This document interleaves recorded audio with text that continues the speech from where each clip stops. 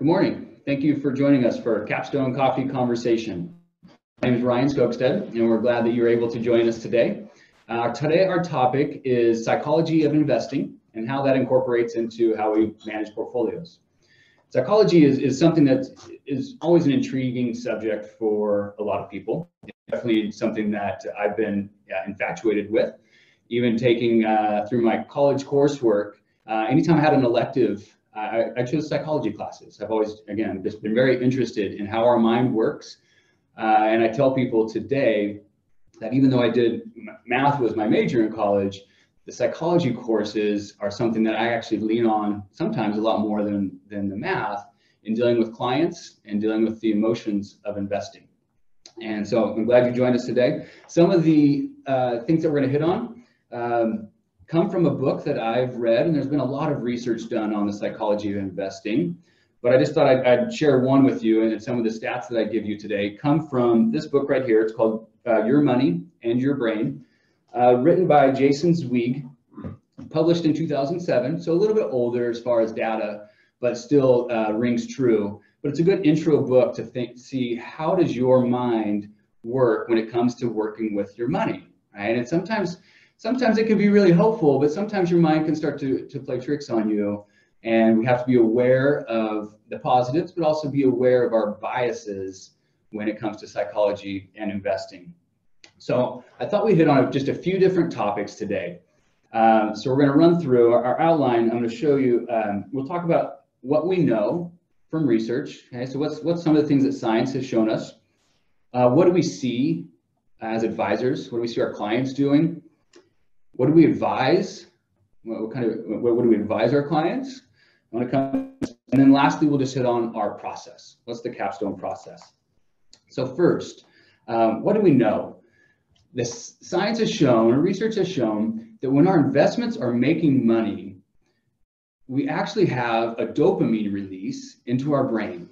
And it's much like our brain acts. When our investments are making money, our brain acts very similar to a brain that has somebody that has taken cocaine or somebody's on morphine, which is kind of scary in some ways, but it has the same type of high, but it's more of, obviously it's a natural high, and our brain gets really addicted to our investments making money, and it excites us. On the flip side though, however, it can be kind of scary, and that when we are losing money, our brain thinks of us losing with a financial loss. It calculates that in the same way that we are in mortal danger. The process goes through the same process in our brain as if we're in mortal danger. And as you're losing money, you might be thinking to yourself, well, I'm losing my ability to pay for housing. I'm losing my ability to pay for food, or I'm losing my ability to live the life potentially that I want to live. And so our brain calculates that in the same way that it does mortal danger. And if you think about it, if you're in mortal danger, somebody's attacking you, very hard for your brain's not going to sit there and just say, well, let's just hang out and see how this plays out. Your brain's going to say, we got to do something, and we got to do it now. We either have to hide, we have to run, we have to fight back, but we have to do something. So it's very challenging for your brain to think, okay, we have a financial loss, I'm in mortal danger, I need to do something. And that's what our brain's going to think. As humans, we also have a predisposition for recency bias. And recency bias means whatever is happening now, or what's ever happened recently, is going to continue to happen. And our brain likes to react. We like to make decisions quickly and be done with it. It's very hard for us to sit with our thoughts and process and research and look through details. And if we can make a quick decision, we'll feel like we did something and took control. And so we have to constantly battle what's called recency bias. It's been shown that if there is a pattern of 2, your brain will subconsciously think that it's going to continue, and just a pattern of 2. So if that's market up days, market up months, weeks, or market down days or months or weeks, if we see it happen a couple times, we think that's going to continue to happen. And sometimes it does, but not always. And so we have to make sure that we're aware of a recency bias. The last thing I'll talk about in the kind of research of what we know is a familiarity bias, or like a locality bias, I'll call it. That would be things like, my brother-in-law did this investment. My best friend has started this company. My child works here, and I know that that's, they've told me this or that. We feel like since we're familiar with it and we can touch it or taste it or see it, that it's a better investment, right? And we have to be very aware of our familiarity biases in ourselves personally. I'll give you a few stats. In investable assets, it kind of fluctuates, but in investable assets globally, approximately 50% of assets that you can invest in are in the United States, and approximately 50% are outside the United States. And again, it fluctuates based on time, but about half in and half out of the US. 95% of 401k assets are invested domestically in United States assets. So even though the investment universe is somewhat split between US and global, almost all investments that people choose in their 401k are all in the US, right? We have a familiarity bias. We want to invest with what we know. And the same happens for institutional money managers. In France, for instance, France accounts for 4% of the of the global investment universe. So France accounts for 4%. French money managers, if you're buying a mutual fund or something in France, French money managers fill their fund with 55% of French companies. So they're putting a little bit more than half of their money in companies because they feel like they know them, even though that only encompasses 4% of the global universe. A poll was done where Americans and Germans were asked which stock market index is going to perform better over the next few years. And the Germans said the German stock market will outperform the US by 2 to 4% per year. And ironically, or maybe not ironically, the Americans said that the US index would outperform the German index by 2 to 4% per year. Again, both sets of people with a locality bias or familiarity bias. And then last stat that I'll give you, 16% of people, which isn't a huge percentage, but the fact that it's not 0% is stunning to me. 16% of people say that their company that they work for is safer than the S&P 500. Which again, even if you work for the biggest company in America, it's the company that one person works for cannot be less risky than the 500 biggest companies in America. But again, we just have this familiarity bias. Something that we always are combating in clients is to step outside of what we know. What do we see? So what do we see with clients? Every investor and every advisor would like to say, we buy low and we sell high, right? We buy when things are down and we sell when things are up. But if everybody's saying that, then who's actually doing it, right? And if in theory, only half the people can buy lower than average and half the people have to buy higher than average and only half the people can sell and vice versa, right? But everybody says we want to buy low and sell high. In reality, what we actually see is clients like to run with the bulls. In other words, when the markets are going up, our risk temperament is really high. We're fine with anything, right? But when markets are going down, we like to run, we hide from the bears, right? Our risk temperament changes when all of a sudden markets are changing, all right? And so that's something we see from clients is we have to be really careful that our risk temperament doesn't grow as markets grow and doesn't decline as markets decline. As individuals, we have a predisposition for a certain type of reaction. Some clients are glass half full, some clients are glass half empty, and it doesn't matter if it is an oil spill or a terrorist attack or some type of crisis or even a new virus. Certain clients think that the world is ending and we need to fix something now, and other clients think that things are going to change and get better tomorrow, and everywhere in between. We have to recognize our own personal bias when it comes to managing money and realize, hey, Is this, what's the data tell me? Is that just my opinion, or is that really based on fact? And how do we best set ourselves up going forward? The last thing that we see from clients or when chatting with people think that the smarter they are, the better their portfolio will do. Or if I had more money, I'd be able to make better decisions. Or if I watched the news and was more active with my portfolio, that it would perform better. And I would like to kind of contradict that, and a lot of times say the people that perform the best, that I have seen with the best performance, are the people that do regular, consistent check-ins with their portfolio, but they're tuning out the news. They're tuning out the noise. They're not trying to think that they're smarter than the market, and they get out of the way. Sometimes the people that hurt themselves the most are the ones that think that we're going to outsmart and we're going to get in ahead of somebody, right? And that's just really hard to do. What do we advise, right? So what do we advise for our clients?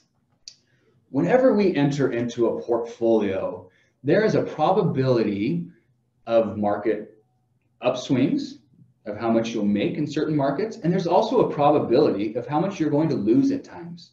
And those probabilities all thrown in together in this big mixing pot give what I call just your average rate of return. But there's a probability that your account, if you have any investments at all, will go down at some point. When it does, sometimes we're going to tell clients, it doesn't mean we have to fix something, right? And when it goes up, it also doesn't mean we get overly excited. There's going to be times when it does well and going to be times when it does poorly. And if we understand those probabilities when entering into a portfolio, then when it actually plays out, we have to understand, hey, that's part of the probability. And over time, the averages will come into play. Your long-term average takes into account really good times, and it takes into account really bad times. When we talk about average returns, we're not saying, hey, your average return is going to be this, but that's only if we exit out when markets do bad. No, your long-term averages include the good times, and unfortunately, they include some bad times. We advise clients, do not sell into high volatility times. Just because markets are extremely volatile doesn't mean it's time to leave and go to the sidelines, right? There are times that we do want to make buys, and there are times that we do want to make sells, and times we want to hold. And that's definitely the case. When long-term economic drivers are changing, that is definitely something we review. But we don't necessarily want to sell into high periods of volatility as a panic sell. Warren Buffett has a quote, and it's one of my favorites. I've been using it occasionally over the last few years. I don't know time, but I know price. Meaning, I don't know when the market's peaking. I don't know when the market is going to turn around at the bottom. It could happen today. It could happen next month, in 3 months or 6 months. But I know when there's price. I know the prices I like. I don't know time, but I know price. Lastly, we'll conclude with Capstone Process. We want to bring the institutional process to every portfolio we manage. Institutions are really good at having an investment policy, regular check-ins on a consistent basis, but not making changes in the interim time, right? They have a defined, disciplined process, and we want to bring that to the individual level. The best defense for when markets go down, the best way to handle this psychology, the best defense is having a good offense. In other words, being set up before a market downturn in the correct way is the best way to be set up for that downturn and be able to ride that through, right? If you have to make changes because things are declining, if you're forced into changes, then that's a difficult place to be. You want to make changes at your timing when you feel like the prices are in your favor, not because you're forced to do so. We want to lean into value. Where we feel that there's value in the markets, we want to lean portfolios that way. Never all in or all out. We want to just lean into value. And then last, we want long-term averages to do their thing. We want long-term averages to do the heavy lifting. If we get out of the way, long-term averages will do the work that we want them to do. Okay? I'm going to leave you with an example that I like, and it has to do with soccer. All right? And everybody understands the goal kick in soccer. You have the striker with the ball, and you have the goalkeeper, and it's one-on-one. And the striker is pretty darn close relative to a goal kick. And the goalkeeper by themselves have to defend a very large goal from such a short range. And the striker, statistics have shown that the striker typically scores about 80% of the time. So the striker has about an 80% success rate, and the goalkeeper has a 20%, obviously a 20% success rate in stopping the striker, okay? Studies and research have shown that if the goalkeeper stood in the middle of the goal and just blocked the shots in the middle third, so they didn't dive right or left, but they just stood in the middle and blocked the shots in the middle third of the goal, their success rate would go from 20% as a goalkeeper to 33%. And the striker's success rate would go from 80 down to 67. But does the goalkeeper ever in the middle of the goal? No. They always come out and they dive right or they dive left. And there's a couple reasons I feel that that's the case. Number one, the goalkeeper tries to outsmart the striker. They think, I know this individual's tendencies. I'm reading their shoulders. I'm reading their plant leg. And I know how they're approaching the ball. And I'm going to outsmart the striker. And I'm going to get my percentage from 20 to higher. And I'm going to dive and I'm going to guess right. Right? And so that's one way. The second reason that we think the goalkeeper dives is if you stand still and the striker scores, then you didn't do your best. It's a feeling like I didn't do anything. I could have created something and I did nothing. So I can't stand. I have to do something. And we would turn those same two philosophies into our portfolios. Sometimes the best thing to do is nothing and take what's hit at you, right? Sometimes it's best to stand if we know the probabilities. If you know the probabilities, even though it doesn't feel good to sit with it on occasion, if we know the probabilities, sometimes the best thing to do is stand still and let probabilities and long-term averages do their thing. Great. Thank you for joining us today at our Capstone Coffee Conversation. If you have any questions or would like follow-up, please visit us at our website at www.capstonewealthadvisors.com or follow us on Facebook or Instagram at Capstone Wealth Advisors. Thank you. Get that? Get that. Okay, great. That's going to end the recorded part of our Zoom. So if you guys have questions, guys or gals, let us know, and we'll try and hit on those as best we can. If there are none, I'm looking to Kennedy, and feel free to send those in. And we really appreciate you joining us today. We have the Capstone Coffee Conversations will be the second Tuesday every month at 9 a.m. Next month, we are going to review traditional IRAs and Roth IRAs, which one makes more sense for people as their incomes change, as their estate plans may change. We'll talk about the differences and what can be beneficial to be contributing to or managing a traditional IRA versus a Roth IRA.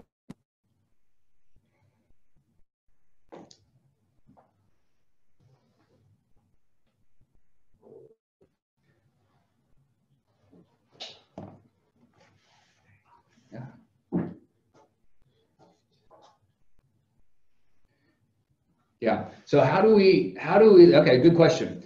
How do we manage money, or how do we take advantage of downturns in the market if our funds are all invested? We don't have cash available on the sideline. Great question. So taking advantage of downturns without cash on the sideline is more difficult, right? It's always, if you have dry powder, that obviously is the easiest way to feather in some cash as markets are going down, or maybe on the upswing from going down. One way that you could is if you have some investments that have done well. So let's say if you have a diversified portfolio and you have some types of fixed income and some stocks. If stock market, like today, in today's case, if stock markets have really struggled over for about 6 weeks there in February and March, if you had some safe investments, you could start to say, hey, let's sell some of what has done well, sell some of what has done really well, and buy some of the stuff that has done a little worse. So transition your portfolio, rebalancing, and sell what has done well, and buy maybe maybe at a lower price point. That'd be one way. And there's always things that are performed better or worse in different declines also, right? So even if you're 100% in stocks, there's certain things that you could say, hey, we're gonna take a little opportunity, and this certain sector or asset class has been beaten down, and you could sell a piece of what has performed a little better and buy something that's potentially at a low. What is public perception, and is it a good time to buy? Public perception, I think the market shows you what public perception is, right? The market is a good barometer of what the public is thinking. And you could see in February and March, markets sold off drastically. There was a lot of fear and a lot of unknown, right? And when there's unknowns, markets are going to behave in a very sporadic and irrational way. Since March 24th, I believe since the end of March, we've actually had a nice rally, right? Markets have done really well, stock market anyway, have rallied. So if whether it's a good time to buy or not now, maybe some of that has passed, right? Stocks went down about 40%, 35 to 40% over about a 4-week time. And now they've rallied about 22%. So the stock market had really sold off and now has come back. It's really anybody's guess now, I would say. My personal view is that right now it's more of a wait and see mode, right? But it's a good time to maybe feather in. And again, I don't know time, but I know price. A good time to say, hey, here's some opportunities in certain areas and to feather in some money. Good questions, though. Those are challenging. Kennedy's writing down a question right now. I'll just actually go ahead and ask it. Yeah. The next question that came in said, would you recommend DCA? Dollar cost averaging? Absolutely. So DCA means dollar cost averaging. And for those of you who aren't familiar with the term, dollar cost averaging is a way that you put money in on a consistent basis over a period of time. And what that really does is it takes away some of the risk of markets that they're volatile.